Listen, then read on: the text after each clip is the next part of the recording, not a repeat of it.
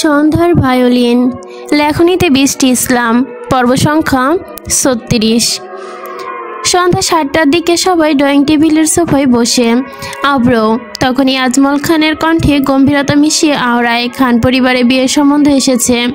আব্রর বুকটা ছ্যাদ করে ওঠে বিয়ের কথা শুনে। আব্র ভুরু কুঁচকে প্রত্যুত্তর করলো তৎক্ষণাৎ। কার জবাব আসলো, ওরা তহুকেই পছন্দ করেছিল। আব্র অগ্নিদৃষ্টিতে তাকিয়ে উচ্চস্বরে হাঁক ছুড়ল, মানে? আজমল খান শান্ত কণ্ঠে বলে, তোমার মতো আমিও এটাই ভেবেছিলাম, কিন্তু তারা পরবর্তীতে শিফাকে বলেছে, কারণ শিফা খান বাড়ির বড় মেয়ে। অব্র আজমল খানের কথা শুনে কিছুটা ক্ষান্ত হয়, তবে শান্ত হতে পারছে না অব্র। ওহুর ওপর সবার নজরই যেন অটুট। আব্র জোরপূর্বক ম্লান হেসে বলে, এটা তো খুবই ভালো কথা। কোন পরিবার থেকে সম্বন্ধ এসেছে? রাজনীতিবিদ ছেলের পরিবার, আমার চেনা জানা চৌধুরী আমির বংশের। ওই দিন পার্টিতে তাদের ইনভাইট ছিল, সেখানেই সিফাকে দেখে তারা। পাশ থেকে আজমল খানের স্ত্রী আলিনা খান আওড়ালেন, পছন্দ কি ছেলে করেছে নাকি ছেলের পরিবার?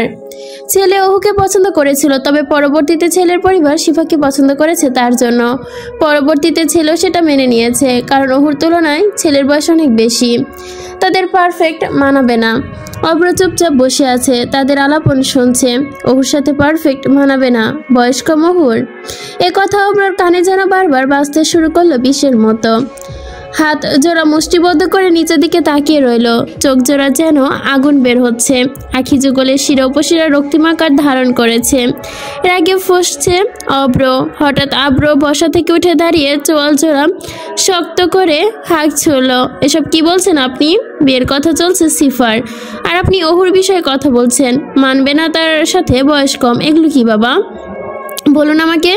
কথাগুলো এক নাগারে বলে অব্র সবার দিকে তাকিয়ে রইল। অব্রর কথা শুনে সবাই হতভম্ব হয়ে তাকিয়ে আছে সন্দেহভাজক দৃষ্টিতে। সবাই আওড়াচ্ছে, আজমল খান খারাপ কি বলেছেন? সবার কাছে খারাপ না লাগলেও অব্রের নিকট এটা খুবই খারাপ লেগেছে। ওহুকে অন্য কারোর সাথে তুলনা করার সাহস কোথা থেকে পায় তারা? অব্র এখনও সবার দিকে পূর্বে নেয় ভুরু কুঁচকে তাকিয়ে রয়েছে। পুনরায় বুলি আওড়ায়, ঝাঁজ মিশিয়ে, আপনাদের যা ভালো মনে হয় করেন বলে অব্র সোফা ছেড়ে বেরিয়ে চলে যেতে লাগলো। পেছন থেকে আব্রর আম্মা আলিনা খান সংলাপ করে বসলেন, কোথায় যাচ্ছিস অব্র? একটু বসে যা। কিন্তু আব্র আলিনা খানের কথায় কোনো জবাব দিল না। দ্রুত গতিতে প্রস্থান ঘটিয়ে সিঁড়িতে বড় বড় পা ফেলে অব্র নিজের রুমে চলে গেল। রুমে গিয়ে হাতে থাকা ব্লেজারটা ছুঁড়ে ফেললো পালঙ্কের। তৎক্ষণাৎ আব্র টেবিলের ওপর থেকে সিগারেটের প্যাকেট নিয়ে একটা সিগারেট বের করে স্মোক করতে লাগলো। অপরদিকে ওহুর নিজের কক্ষে শুয়ে আছে, কাঁথা মুড়িয়ে। শরীরে কাঁপুনি দিয়ে জ্বর এসেছে তার, এমন একটা অনুভূতি। চোখ জোড়া লাল হয়ে আছে, কাঁপুনি দিয়ে জ্বর এসেছে, সাথে ঠান্ডা তো লেগে আছে। কাউকে কিছু বলতে পারছে না। সন্ধ্যার পরেই জ্বর এসেছে, তখন থেকে ওহু তার রুমেই শুয়ে।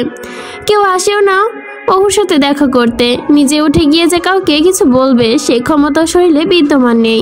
চোখ দিয়ে অশ্রুধরা গড়িয়ে পড়ছে চন্দ্রবালার। রাত 10টার দিকে সবাই খেতে বসলো ডাইনিংয়ে, শুধু ওহু ব্যতীত। নিহা গিয়েছে ওহুকে ডাকতে। সবাই খাবার টেবিলে খাচ্ছে, অব্র নিজেও। হঠাৎ নিহা দোতলা থেকে চিল্লিয়ে উঠল, কাকিমণি, ও কাকিমণি, তাড়াতাড়ি ওপরে আসো তোমরা, তাড়াতাড়ি। ওহু আপু কেমন অসুস্থ, জ্বরে কাঁপুনি দিচ্ছে আপুর। নিহার কথা শোনা মাত্রই সাত পাঁচ কিছু না ভেবে অব্র খাবার রেখে দৌড় দিল ওহুর রুমের উদ্দেশ্যে। তার চন্ডবালা জ্বরে পড়ছে, সে কিভাবে বসে থাকবে এখানে? তার জন্যই তো বৃষ্টিতে ভিজেছিল ওহু। আব্রর সাথে ওহুর আম্মিজান এবং সিফা, তারা দ্রুত চলে গেল ওহুর রুমে। অব্র একরকম ছুটতে একাংশ কোনো আগেই করেছিল, সেজন্যই ওহুকে কাল রাতে ওষুধও খাইয়ে দিয়েছিল সে। তবে কোনো কাজ হলো না। যেটার ভয় পেয়েছিল ঠিক সেটাই হয়েছে।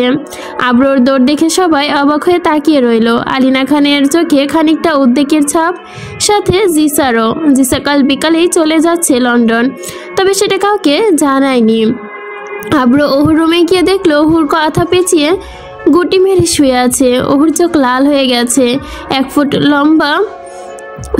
ফুট দূরত্ব থেকে যেন তাপ লাগছে অব্রর। এতটা জ্বর এসেছে। ওহুর কপালে হাত রেখে বোঝার চেষ্টা করলো কতটা জ্বর। হাত রাখা মাত্রই অব্রর হাত উঠিয়ে ফেললো, এতটা তাপ যেন পুড়ে যাচ্ছে। মুহূর্তেই অব্রর মেজাজ বিগড়ে গেল, পায়ের রক্ত যেন মাথায় উঠে গেল। রাগে ফসতে ফসতে চোয়াল জোড়া শক্ত করে জিজ্ঞেস করলো, এত জ্বর এসেছে, আমাদের তো একবারও বলতে পারতি তুই। কিন্তু ওর কোনো কথা বলছে না, কোনো প্রতিক্রিয়া নেই, নির্বিকার দৃষ্টিতে ফেল করে তাকিয়ে আছে। কোনো উত্তর দেওয়ার শক্তিটুকু যেন হারিয়ে ফেলেছে সে। চোখ দিয়ে কয়েক ফোঁটা অশ্রু গড়িয়ে পড়ল। ওহুর আম্মিজান জলপট্টি বেঁধে দিচ্ছে কপালে। অব্র বেরিয়ে গেল ডাক্তার আনতে। সিফানিয়া হাত পায়ে তেল মালিশ করছে ওহুর আব্বুজান, এবং ওনারা ছুটে এসেছে ওহুর রুমে। এই জ্বর লাগলো কিভাবে মেয়েটার? কাল বৃষ্টিতে ভিজেছিলে ওহু? কিন্তু ওহুর কোনো উত্তর এলো না আলিনা খানের প্রশ্নের। শিফার আম্মু একটা তোয়ালে দিয়ে ওহুর শরীর মুছে দিচ্ছে। ওহুর আম্মিজান কেঁদেই ফেলেছে মেয়ের কাঁপুনি দেখে। দোয়া দরুদ পড়ে ফু দিচ্ছেন সে। মহলে সবাই চিন্তিত, সবাই ভাবছে মেয়েটা জ্বর বাঁধালো কিভাবে? বৃষ্টিতে ভিজেছে নাকি? ওহু কোনো কালমহলের বাইরে তো যায়নি, তাহলে কিভাবে? তাহলে বৃষ্টিতে ভিজলো কিভাবে? নিশ্চয়ই ইচ্ছে করে ভিজেছে মেয়েটা। সুস্থ হয়ে নিক, তারপর কড়া কথা শোনাবে আশফাক খান। অপরদিকে অব্র উন্মাদ হয়ে ড্রাইভ করছে, চোখে মুখে দহনের ছাপ স্পষ্ট। চোয়াল জোড়া শক্ত হয়ে আছে তার। মেয়েটা জ্বর বাঁধিয়ে বসে আছে। কি করবে অব্রর মাথা কাজ করছে না। ওহুর কাঁপুনি দেখে অব্রর বাম পাচরে আঘাত এনে দিয়েছে যেন। খুব কষ্ট হচ্ছিল অব্রর, সাথে ভীষণ রাগও। জুড়েন ওহুর প্রতি। ওহু সুস্থ হলে প্রথমে কয়েকটা থাপ্পড় দিবে, তারপর পুনরায় জিজ্ঞেস করবে অব্র, বৃষ্টিতে কেন ভিজলি তুই? আর একদিনই যদি তোকে বৃষ্টিতে ভিজতে দেখেছি, ভাড়া একটা মাটিতে পড়বে না বলে দিলাম। এই সংলাপ আওড়াতেই মনে ওহুকে নিয়ে তীব্র ব্যথা শুরু হলো অব্রর। ওহুর চিন্তায় উন্মাদ অব্র সিট বেল্টটাও বাঁধতে ভুলে গেল। ওয়েদার খুব খারাপ, কখন আবার বাদল হানা দিতে পারে তার ঠিক নেই। রাস্তার মানুষজনের আনাগোনা খুবই কম। অব্র তীব্র বেগে গাড়ি চালাচ্ছে। তার হাতের যে সময় একটাই নেই। তার চন্ডমালা কষ্ট পেয়ে চলেছে প্রতিটা সেকেন্ডে, তাই তাকে তাড়াতাড়ি যেতে হবে। অব্র যেদিক দিয়ে পারছে আঁকাবাঁকা ম্যাপের গাড়ি চালাচ্ছে, সমস্ত ছোট বড় গাড়িকে ওভারটেক করে চলছে। হঠাৎ একটা গাড়ি আকস্মিক সামনে চলে আসে। অব্র কিছু বোঝার আগে নিয়ন্ত্রণ হারিয়ে চলন্ত গাড়ির সাথে সংঘর্ষে অ্যাক্সিডেন্ট ঘটে যায়।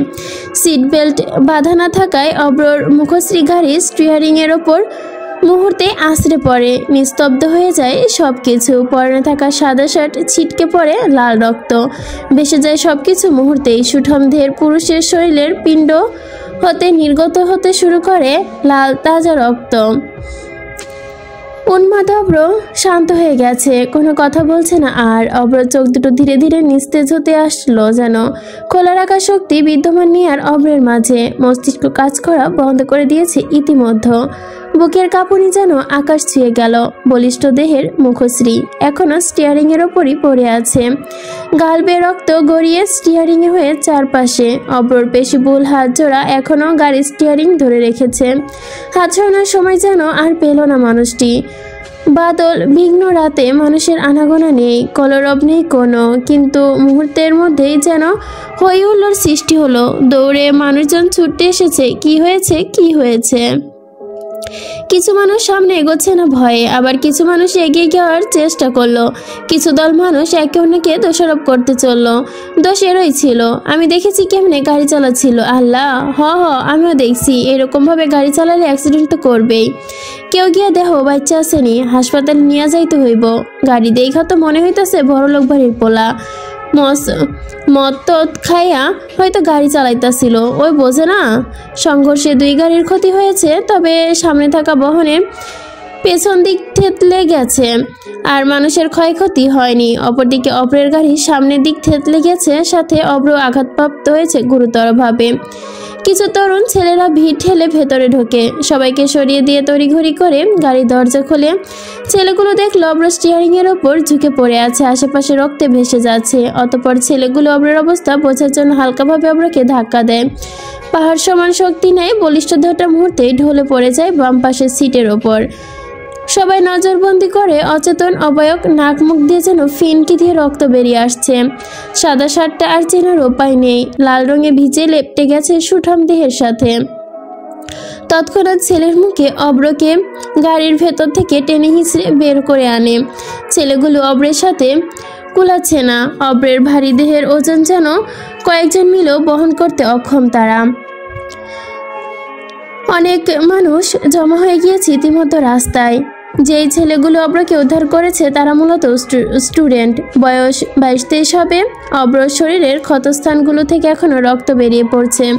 একটা ছেলে পকেট থেকে রুমাল বের করে অব্রর ক্ষতস্থানে চেপে ধরে, রক্ত বন্ধ করার প্রচেষ্টা, তবে রুমাল চুয়ে রক্ত বেরিয়ে আসছে। তখনই হঠাৎ একটা ছেলে বলে ওঠে, দেখ তো মোবাইল আসেনি, সাথে থাকলে ফোন দে ওনার বাড়িতে, ধারা চেক করে নেই। এই বলে একটা ছেলে অব্রর বডি চেক করতে লাগলো। ভাগ্যক্রমে ফোনটা প্যান্টের পকেটেই ছিল। এই তো পাইছি। ছেলেটি হন্তদন্ত হয়ে আওড়ালো। পরিচিত নাম্বার দেখে একটা ফোন লাগা, ফোনটা লক করা। কিছুক্ষণ চুপ থেকে ছেলেটা হাঁক ছুড়ল, ইমার্জেন্সিতে যা, নম্বর হয়তো আছে। ছেলেটি ইমার্জেন্সি নাম্বার ডায়াল করলো। ইমার্জেন্সিতে আলিনা খানের নাম্বার ছিল। আলিনা খান ওহুর রুমেই ছিলেন। হঠাৎ ওনার হাতে থাকা ফোনটা বেজে ওঠে। তিনি দেখলেন অব্র নাম্বার থেকে কল এসেছে। হন্তদন্ত হয়ে তিনি ফোনটা রিসিভ করলো। ঘাবড়ে গিয়ে আওড়ালেন, কিরে কি হয়েছে, ডাক্তার পাসনি নাকি? ফোনের ওপাশ থেকে একটা অচেনা কণ্ঠ কেউ উত্তর দিল, জি আমি আব্র না। আলিনা খান ভুরু কুঁচকে ফোনের দিকে তাকালো। ওনার কোনো ভুল তো হয়নি। ভুল কারো হাতে ফোন রিসিভ করলো নাকি? না, এটা তো আব্ররই নাম্বার। ওপাশ থেকে হ্যালো হ্যালো করে অচেনা কণ্ঠ। আলিনা খান ফোনটা কানের কাছে পুনরায় নিয়ে জিজ্ঞেস করলো, হ্যাঁ শুনছি, কে তুমি? আমার ছেলের ফোন তোমার কাছে কেন বাবা? আর আব্র কোথায়? আসলে আন্টি, আসলে এটা যার ফোন তার কি হয়েছে পরিষ্কার করে বলো। আলিনা খান বসা থেকে উঠে দাঁড়িয়ে কড়া ভাষায় হাঁক ছুড়লেন। আলিনা খানের উত্তেজনা দেখে ওহুর আম্মিজান ভুরু কুঁচকে তাকালেন আলিনা খানের দিকে। তিনি ওহুর পাশেই বসেছিলেন। ওহু এখনো স্বাভাবিক হতে পারেনি, কোনো কথাই বলছে না, এমনকি কোনো প্রতিক্রিয়াও করছে না। সবাই অনেক চিন্তিত ওহুকে নিয়ে। এর মাঝে ফোনের অপর প্রান্তে অচেনা সুরটি আওড়ালো, আসলে আন্টি, এটা যার ফোন তার অ্যাক্সিডেন্ট হয়েছে, আমরা তাকে হসপিটালে নিয়ে যাচ্ছি, আপনারা তাড়াতাড়ি আসুন। কথা শোনা মাত্রই আলিনা খান জোরে চিল্লায় উঠলে ধাপাস করে ফ্লোরে পড়ে গেলেন। ওহুর আম্মিজান এবং শিফা দৌড়ে এসে আলিনা খানকে জাপটে ধরলেন। আলিনা খানের চিল্লানি শুনে মহলে সবাই আবারও ছুটে আসলো ওহুর রুমে। আজমল খান পাজাকোলা করে আলিনা খানকে ওহুর পাশের পালঙ্কে শোয়ালো। শিফার আম্মু আলিনা খানের চোখে মুখে পানি ছিটিয়ে দিচ্ছে। আলিনা খান কথা বলতে চেষ্টা করছে, তবে পারছে না, শুধু তোতলাচ্ছেন আর ঘন ঘন নিঃশ্বাস টেনে নিচ্ছেন। অশুদ্ধ শব্দে আওড়ালেন, আমার আব্রো রে। আজমল খান ঘাবড়ে গিয়ে একের পর এক প্রশ্ন ছুড়লেন আলিনা খানের নিকট, কি হয়েছে তোমার, এরকম করছো কেন, আর আব্রোর কি হয়েছে? আলিনা খান হাঁসফাঁস করতে করতে আব্রো আব্রো বলছেন, পুরো কথা বলতে পারছে না, গলায় এসে যেন শব্দগুলো আটকে যাচ্ছে ওনার। আশফাক খান ওহুর আম্মিজানকে উদ্দেশ্য করে বলি ছুড়লেন, কি হয়েছে ওহুর আম্মুর? আমি তো বুঝতে পারছি না। ওহুর আব্বু কি হয়েছে? ভাবির ফোনে হঠাৎ কে যেন কল করলো, মনে হয় অব্ররই। তারপরে ধপাস করে ফ্লোরে পড়ে গেল। নিহার আম্মিজান ওহুর আম্মিজান এর কথা শুনে ফ্লোর থেকে ফোনটা তুলে এনে আজমল খানের কাছে দিলেন। আজমল খান ডায়াল লিস্ট থেকে দ্রুত অব্র নাম্বার দেখতে পেয়ে আলিনা খানের ফোন দিয়ে আবার ফোন করে।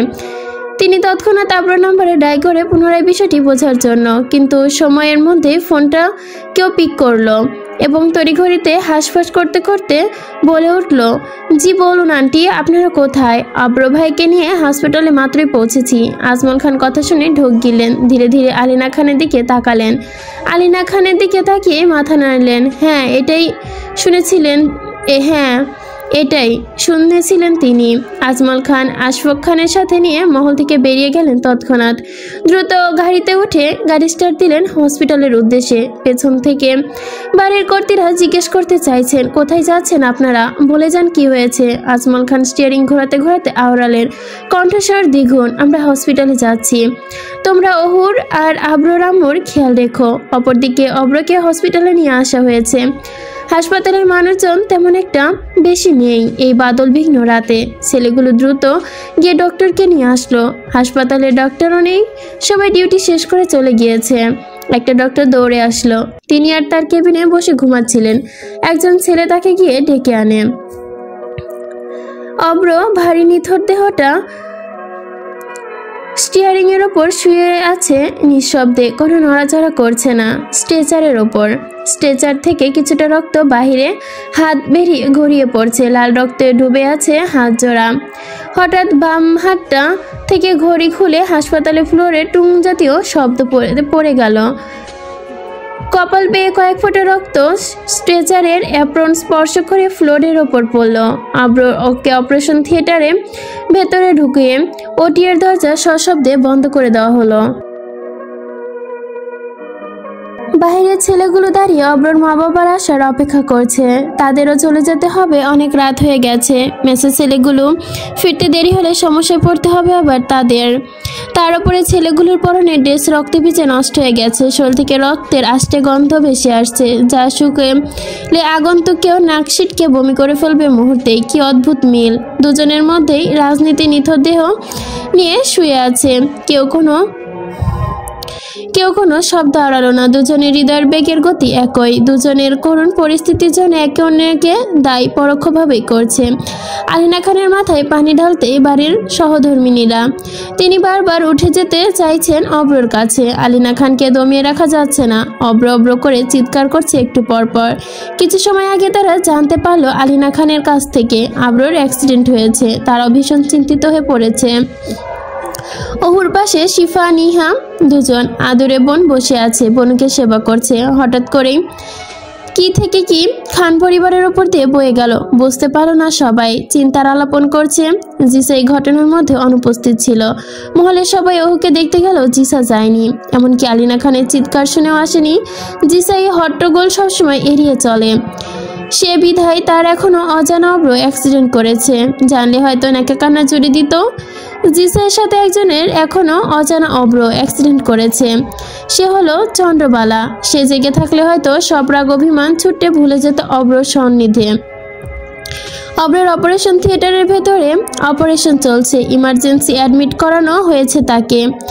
এই মাঝরাতে হসপিটালে ডাক্তার নার্স বেশি নেই। সময় ইমিডিয়েটলি কল করে আনা হয়েছে বাদল বিঘ্নের রাতে। সবাই ডিউটি শেষ করে চলে গিয়েছিল। আবার অব্রকে ওয়েটিংয়ে রাখা যাবে না কাল সকাল পর্যন্ত। শরীর থেকে অনেক রক্ত ইতিমধ্যে বেরিয়ে গেছে। তাই বাধ্য হয়ে রাতেই অপারেশন থিয়েটারের ভেতরে ঢোকানো হয়। আজমল খান গাড়ি ড্রাইভ করে চালাচ্ছেন। তাড়াতাড়ি হসপিটালে পৌঁছাতে হবে তাদের। আশফাক খানের গাড়ির ভেতরে সবকিছু খুলে বলেছেন তিনি। আশফাক খান আরও চিন্তিত হয়ে পড়লেন যেন। একদিকে তার কলিজা অসুস্থ, মহলে রেখে এসেছে। ডাক্তার আদৌ এসে পৌঁছেছে কিনা কে জানে। অন্যদিকে ভাইয়ের ছেলে অ্যাক্সিডেন্ট করেছে। কি অবস্থায় আছে ছেলেটা সেই খবর নেই তাদের কাছে। মহল থেকে কিছু দূরে যেতেই আজমল খান দেখলেন রাস্তার পাশে কিছু মানুষ জড়ো হয়ে আছে। কানাঘোষা করছে। পোলাটা বাঁচবে কিনা কে জানে। যে রক্ত বাইর হইছে বাঁচার সম্ভাবনা তো নাই দেহি। মাথা থেকে রক্ত বের হইতাছে। আল্লাহ মাবুদ, আরে বাঁচবো। কি দানবের মতো শৈল দেহ না, দাইনা নাইমা পড়ছে স্যাকরাগুলা। এটা ঠিকই কইস। চিকনা হইলে অঘটন ঘটতে পারত বড় কোনো। মানুষগুলোর কথা শুনে আজমল এবং আশফাক খানের বুকের ভেতরটা ছ্যাদ করে উঠল। বুঝতে পারলেন এখানে অন্য কারো ব্যাপারে কথা হচ্ছে না, বরং তাদের ছেলের ব্যাপারে কানাঘোষা হচ্ছে। তড়িঘড়ি করে আজমল খান গাড়ি থামিয়ে বাহিরে নামলেন। সামনের লোক সমাগম এড়িয়ে দেখতে পেল অব্রর গাড়ি রাস্তার সাইডে পড়ে আছে বিধ্বস্ত অবস্থায়। গাড়িটার এই অবস্থা দেখে আজমল খানের রক্তচাপ বেড়ে গেল। সামনের দু কদম পা বেরোতে ধীরে ধীরে বুকের পাপাসটা চেপে ধরে। বুকের যন্ত্রণা হচ্ছে সেইখানে। গাড়ির কাছে যেতেই দেখলো রাস্তার ওপরে রক্ত পড়ে আছে। সামনে যাওয়ার শক্তিটুকু পেলেন না, ধপাস করে পড়ে যেতে নিলেন রাস্তায়। তখনই আশফাক খান সামনে থেকে জড়িয়ে ধরলেন ভাইকে। আজমল খান হয়তো আলিনা খানের মতোই চিৎকার করতে পারছে না। পুরুষ মানুষকে কাঁদা নিষেধ, তবুও যে আজমল খানের চোখে পানি চিকচিক করছে। রাস্তার কিছু অংশ ঘেরা হয়ে গেছে রেড অ্যালার্ট দিয়ে পুলিশরা। সকাল হতে হতে হয়তো মিডিয়া চলে আসবে। আজমল খানকে দেখতে পেয়ে একজন পুলিশ সদস্য ছুটে আসেন। তিনি আজমল খানকে ভালো করে চিনেন। কাছে এসে উদ্বিগ্ন গলায় আওড়ালেন, স্যার আপনি এখানে? আপনাকে তো এই সময় হসপিটালে যাওয়া উচিত। কোনো প্রোটেকশন ছাড়া যে আপনার এভাবে বাইরে বের হওয়া উচিত হয়নি। যে কোনো সময় কোনো হামলা হয়ে যেতে পারে। এমনিতেই আপনি এখন পলিটিক্স করছেন, আপনাকে সাবধানে থাকতে হবে। Please be safe sir. Police সদস্যের কথা যেন আজমল খানের কান পর্যন্ত পৌঁছালো না। মস্তিষ্ক অবধি পৌঁছাবে কি করে? পুলিশ সদস্য পুনরায় বলে উঠলেন, চলুন আমি আপনাকে সাহায্য করছি। পুলিশ সদস্যের সাহায্যে একজন আজমল খানের সাথে যাওয়ার জন্য নির্দেশ দিল। আজমল খান স্বাভাবিকভাবে দাঁড়িয়ে চাপা কণ্ঠে হাঁক ছুড়ল, তার প্রয়োজনে আমি যেতে পারবো। তারপর আজমল খান আশফাক খানকে গাড়িতে নিয়ে হাঁটা ধরলেন। আজমল খানকে চিনতে পেরে কিছু মানুষ কানাঘুষা বন্ধ করে দিল। অনেক ভয় পাচ্ছে যে এই অ্যাক্সিডেন্ট করেছে সে আজমল খানের ছেলে, সেটা কারোই জানা ছিল না। গাড়িতে বসিয়ে আশফাক খান আজমল খানকে পানির বোতল এগিয়ে দিলেন। অতঃপর আশফাক খান গাড়ি স্টার্ট দিল। কিছু সময় যেতেই ডক্টর এসে ওহুকে চেক আপ করতে। ওহুর জ্বর 102-এ পৌঁছেছে। পরীক্ষা নিরীক্ষা করে ওহুকে ওষুধ দিলেন এবং নিয়ম নির্দেশনা দিলেন ভালো হয়ে যাবে সেবা শুশ্রূষার মাধ্যমে। কিছু সময়ের মধ্যে খাবার খাই ওষুধ খাইয়ে দেওয়ার আদেশও দিল। ওহু সকলের মধ্যে স্বাভাবিক হয়ে যাবে এমন আশ্বাসও দিল তিনি। ওহুর আম্মিজান গিয়েছে ওহুর খাবার আনতে কিচেনে। ডক্টর আলিনা খানের চেক আপ করলেন। আলিনা খানের রক্তচাপ বেড়ে যাওয়ায় তার প্রেশার লো। কিছু ট্যাবলেট দিলেন তাকেও, সাথে ঘুমের ওষুধ। কিন্তু আলিনা খান ওষুধ খেতে নারাজ। তিনি পাগলের মতো করছেন আবরোর কাছে যাওয়ার জন্য। সবাই বোঝাচ্ছে সকাল হলে হাসপাতালে নিয়ে যাবেন ওনাকে, তবে উনি তা বুঝতে নারাজ। একটু পরপর বিছানায় গড়িয়ে অব্র অব্র করে চিৎকার করছে। আজমল এবং আশফাক খান হাসপাতালে পৌঁছালেন। রিসেপশনে যেতে একজন তাদের অপারেশন থিয়েটারের কাছে নিয়ে গেলেন। অপারেশন থিয়েটারের কাছে যেতেই আজমল খান আশফাক খানকে উদ্ধার করা ছেলেগুলোকে বাইরে দাঁড়িয়ে থাকতে দেখলো। উদ্ধারকারী ছেলেগুলোকে আজমল খানে সালাম দিল।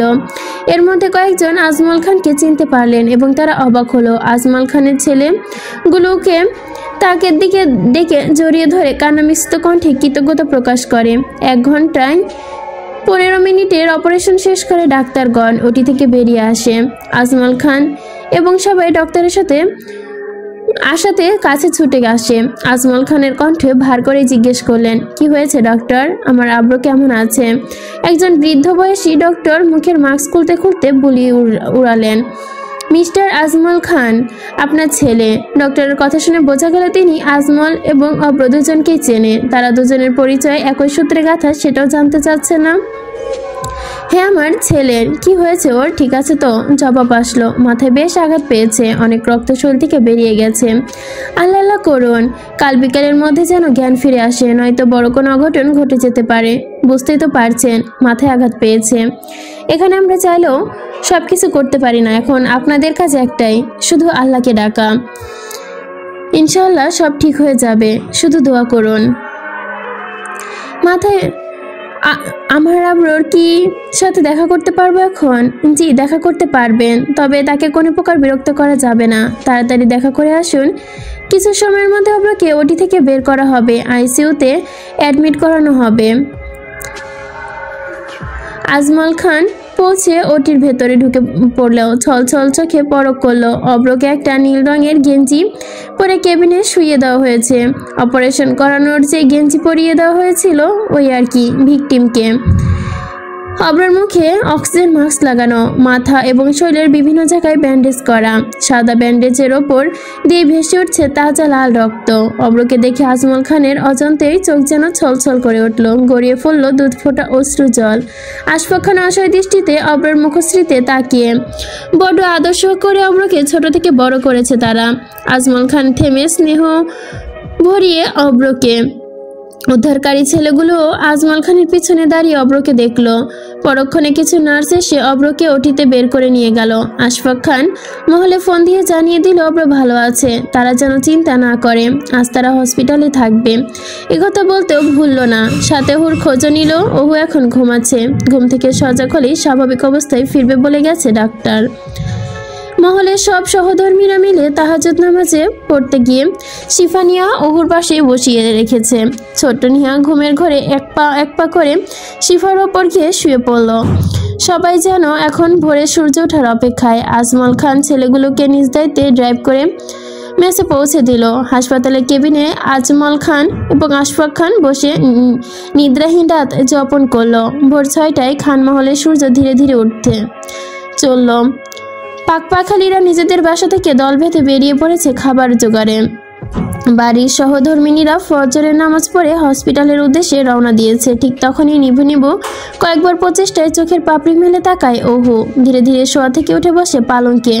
পুরো শরীর ঘেমে একাকার হয়ে গেছে। বিরক্তির সাথে কাঁথা সরিয়ে ফেলে শরীর থেকে। আশেপাশে চোখ মেলে তাকিয়ে দেখে শিফানিয়া তার পাশে শুয়ে। সাইড টেবিল থেকে পানির গ্লাস এগিয়ে তেতো মুখে পানি পান করে নিল। অহু নিজের কপালে নিজে হাত দিয়ে অনুভব করলো এখনো জ্বর আছে। দেয়ালে টাঙানো বড় ঘড়ির দিকে তাকিয়ে দেখলো 6টা বাজে। এখনো ভালো মতো সকাল হয়নি দেখে একটা বড় হাই তুলল। তারপর কাঁথা ফেলে দিয়ে নিহাকে জড়িয়ে ধরে আবার শুয়ে পড়ল অহু। বাড়ির সহধর্মিনীরা হাসপাতালে পৌঁছে গেছে, কয়েকজন নিরাপত্তারক্ষীও সাথে। আলিনা খান হাসপাতালে প্রবেশ করে দৌড়ে ভেতরে গেল সবার আগে। আজমল খান এগিয়ে আসলেন। আজমিন খান ঢাকার ভেতরে নেই, ব্যবসায়িক কাজে দেশের বাইরে যেতে হয়েছে 2 দিন আগেই। তার কাছেও অব্রের অ্যাক্সিডেন্টের খবর পৌঁছে গেছে কাল রাতেই। তিনি অতি শীঘ্রই দেশে ফিরছেন। অব্র আইসিইউ এর ভেতরে থাকায় আলিনা খান বেশ কিছু সময় হাসপাতালের করিডোরে অপেক্ষা করতে হলো। হাসপাতালের ওয়ার্ড বয়দের অলিগলি খুঁজতেও হলো। গালাগালি করে চললেন তাড়াতাড়ি আইসিইউ এর দরজা খুলে দেওয়ার জন্য। আইসিইউ এর ভেতরে প্রবেশ করলেন আলিনা খান। অব্রকে দেখে কান্নায় ভেঙে পড়েন। আব্রোর গলা জড়িয়ে ধরে কান্না করতে শুরু করেছে। শিফার আম্মু এবং অহুর আম্মিজানের চোখে পানি চিকচিক করছে। তারাও আব্রোর কাছে আসলো। একজন নার্স তাদের দূরে সরিয়ে দিলেন আর কান্না থামানোর আদেশ দিলেন, নয়তো আরও খারাপ হতে পারে অব্রোর অবস্থা। আজমল খান আলিনা খানকে শক্ত করে আইসিইউ থেকে বাইরে নিয়ে আসলো। কান্না করো না অব্রোর আম্মু, অব্র সুস্থ হয়ে যাবে। ডক্টর বলেছে বিকালের মধ্যে জ্ঞানও ফিরে আসবে। তবুও যেন মায়ের মন শান্ত হয় না। বেশ কিছু সময় হাসপাতালে কাটিয়ে মহলে ফেরার সিদ্ধান্ত নেওয়া হলো। তবে আজমল খান ফিরবেন না, তিনি হাসপাতালেই থাকবেন। আলিনা খানও হাসপাতালেই থাকতে চাইলেন, কিন্তু আজমল খান নিষেধ করলেন। আশফাক খান বলতে চাইলেন, ভাইজান আমিও থাকি তোমার সাথে। জবাব আসলো, না তুই মহলে ফিরে যা, ওহু সুস্থ হয়েছে কিনা দেখ, পরে নয়তো আবার আসিস। ওহুর কথা স্মরণ হতে আশফাক খানের মনটা পুনরায় বেজার হয়ে গেল। ওহুকে দেখার জন্য আশফাক খান মহলে ফিরতে রাজি হলেন। ঠিক আছে ভাইজান, এই বলে আশফাক খানও সবাইকে নিয়ে হাসপাতালে থেকে বেরিয়ে গেল।